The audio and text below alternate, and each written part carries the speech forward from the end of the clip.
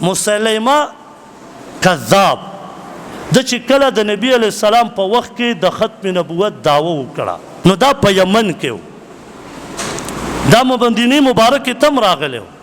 نبی علیه السلام دعوت هم ورکړی خو لیکن اوی نه مونو دا نو د خپل لښکر تیار کړو کم او بیش 40,000 کسان ورسره نو خبیب رضی الله تعالی عنہ د ام عمار رضی الله تعالی عنها زوی و دا را روانو دی ظالم اونیو دیو پیشندو چې دا خو صحابي دی خبیب رضی الله تعالی عنہ دی نو ورته وایي چې ته ما پیغمبر ګڼې خبیب رضی الله تعالی عنہ ورته فرمایي زه دې کذاب ګڼم دروغجن یې زما پیغمبر مبارک خو وفات شوی دی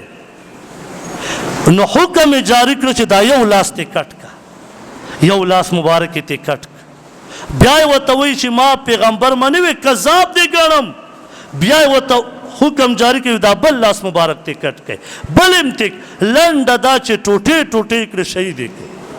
مسلمان خبیب رضی الله تعالی عنہ خپل ځان په قرباني کړ مسلمان ته د لوږې د وجې نه دین پرېږدي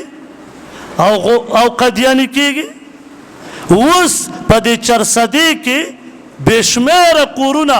د لوږې د وجې نه څه کېږي